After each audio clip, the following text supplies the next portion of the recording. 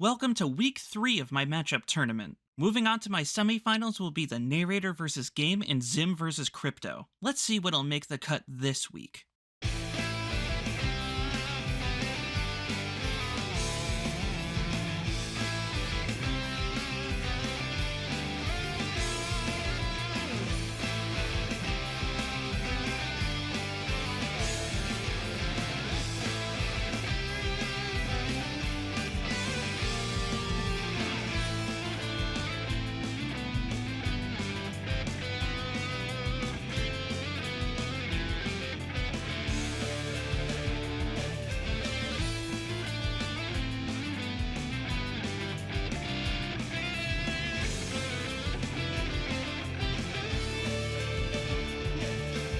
Number 1. Jotaro Kujo vs Katakuri. JoJo's Bizarre Adventure vs One Piece. These two are both strong yet stoic fighters who would prefer to finish their fights quickly rather than let things play out. They are both very intelligent fighters, and both act like loners even though they do greatly care about those around them. This is a fight of two cocky individuals with unique powers trying to outsmart the other one to claim their victory. Who could have thought that One Piece vs JoJo's would ever be a good pairing? Jotaro Kujo needs a run back on Death Battle. He fights with a stand, which is a spirit that fights for him and can only be harmed by other stands. The stand is super strong and super fast, and has the ability to stop time using an ability called the World, but this time stop doesn't last very long. I know, a redundant statement. Katakuri is inherently different. He is extremely skilled with a trident. He is so powerful that he can flick jelly beans with the force of a sniper, and he has powers from a devil fruit. Katakuri's body is made of mochi. He can store weapons inside of his body and use mochi to either hit enemies really hard or use the mochi to stick them to walls or the ground. He can avoid attacks by turning the parts that are getting hit into mochi and can combine his devil fruit powers with his haki to be devastating. He can make mochi tendrils and combine them with armament haki, making them hit like a battering ram.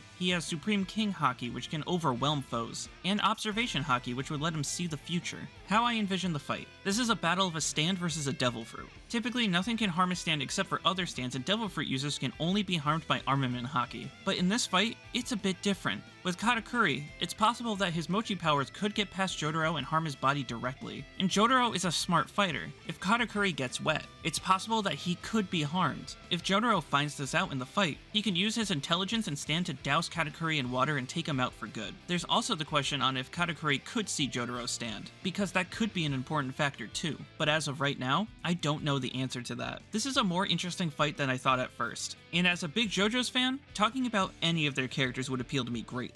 It would be a fun fight to interpret.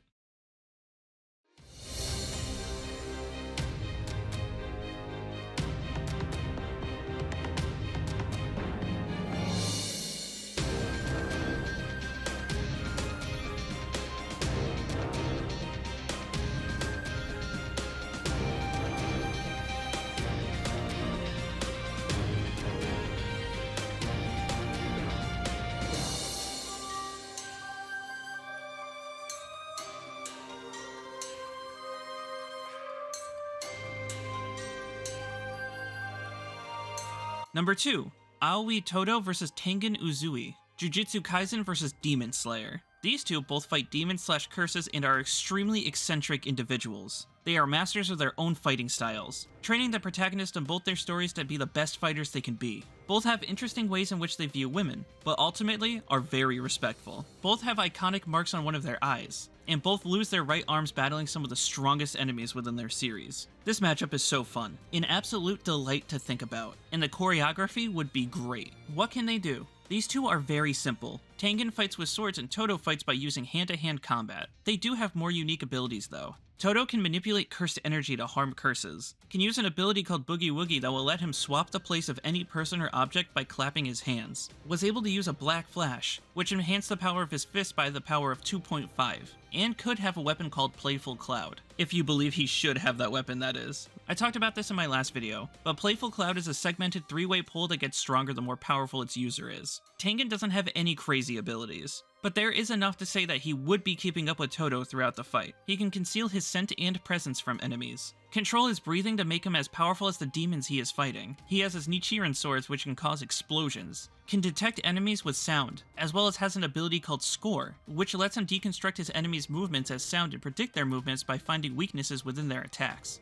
How I envision this fight. This one is so easy to imagine. Todo has a very particular taste in women. He likes tall girls with big butts. None of Tengen's wives match that description. So when Todo asks him what type of girl he likes, Tengen will naturally describe his wives and Todo will decide that he just needs to beat Tengen's ass. It'll be a battle of Todo's busted teleportation versus Tengen's crazy sensory powers. Todo most likely won't be able to get a surprise attack on Tengen because Tengen can hear the slightest of sounds. No matter where Todo teleports to, Tengen will find him quick. Todo's biggest advantage is his scaling. I'm pretty certain that Todo is much faster than Tengen, but the question is how much that speed advantage helps him against someone who constantly fights stronger and faster enemies. It's an interesting matchup with two of my favorite mangas from the past few years. Certainly an episode I'd love to write.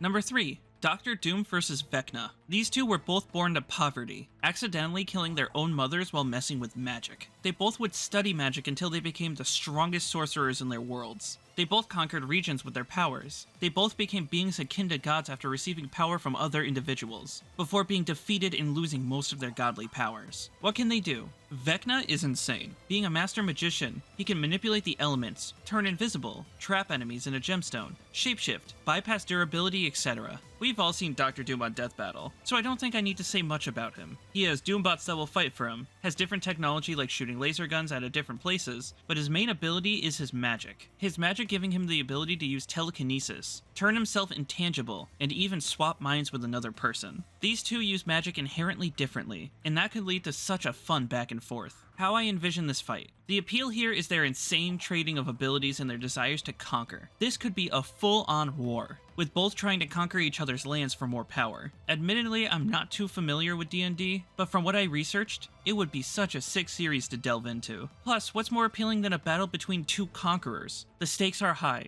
the power levels are insane, and the banter would be super unique. Certainly, Vecna is a better opponent for Doom than Vader or Luthor, and I think we could really show that off with this matchup.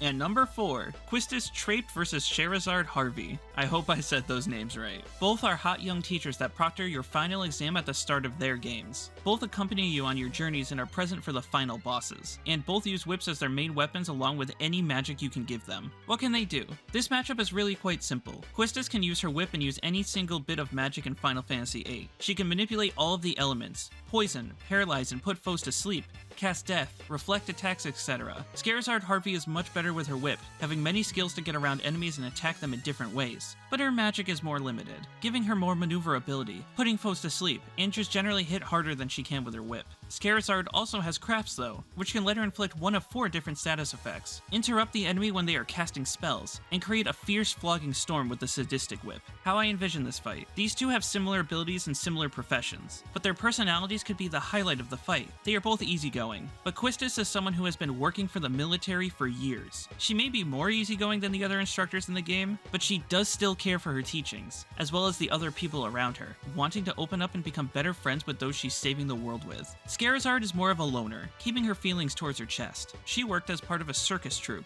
and because of that has a really easygoing personality, although her competitive side is very known. She still competes with those around her, even when she's teaching them. This could lead to a fun dynamic, a more strict military leader versus an easygoing but competitive teacher, who actually hates the type of authority that a seat official would represent. I really want both Final Fantasy VIII and Trails on Death Battle, so for me, if I could drum up interest with a matchup as fun as this one, then hell yeah I want to write this. Plus come on, the connections here are obvious and the fight itself would be so fun. Go to my community tab and vote today. The poll will end next Sunday.